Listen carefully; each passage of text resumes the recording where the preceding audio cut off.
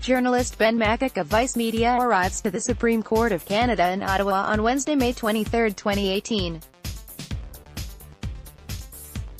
Sean Kilpatrick, the Canadian press. 1 year ago, the Court of Appeal for Ontario deftly summarized an error committed by both those who oppose and support the protection of journalists' sources. It summarized the error by making it, "A free and vigorous press is essential to the proper functioning of a democracy," it said. True enough, the protection of society from serious criminal activity is equally important to the maintenance of a functioning democracy, it said. Right again. But then those fundamental societal concerns can come into conflict, so it said in its decision to side with a safe public over an informed public by pretending they were in conflict rather than being one and the same, as they almost always are. The Supreme Court may say the same of the same case, in which Vice Media continues to challenge the RCMP's attempt to take reporter Ben Makuch's communications with a self-described Canadian ISIL terrorist without the journalist's consent. Farah Mohammed Sheridan was a Calgary and Somali-Canadian ISIL fighter reportedly killed abroad.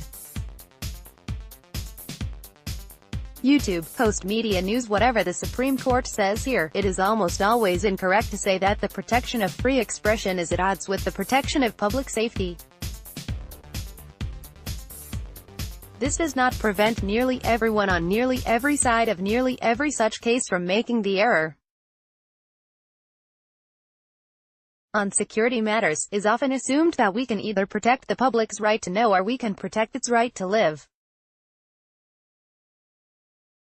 Would it not be more accurate to say that the public's right to know is usually one of its strongest protections against threats to public safety? If the public does not have enough information about crime, violence and terrorism, it cannot make informed decisions about the policies and politicians that are supposed to protect people's lives.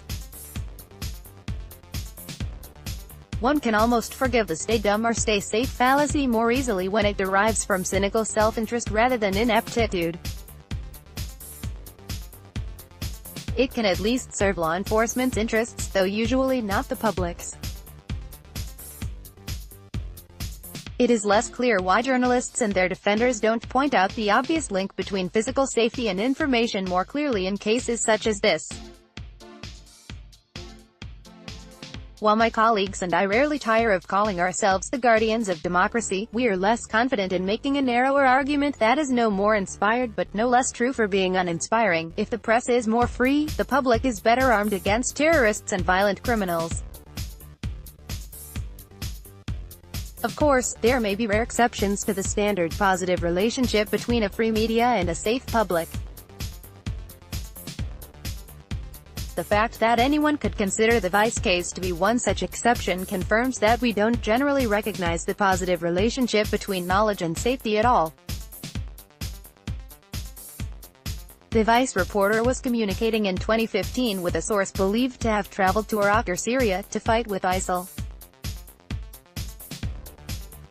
There is little chance of protecting the public from the source, as the source is reportedly dead. If the source isn't dead, there is little chance of prosecuting him, as the source certainly isn't in Canada. And whether he is dead or outside the country, there is an even slimmer chance that the reporter's materials, 3 years old, can foil a terror plot. And so, some press freedom advocates argue that journalists' privacy should be protected. Correct. They argue that journalists shouldn't be used as an arm of law enforcement. Also correct.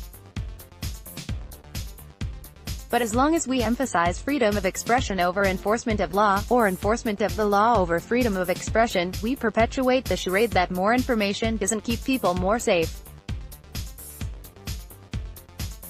Shannon Gormley is an Ottawa citizen, global affairs columnist and freelance journalist.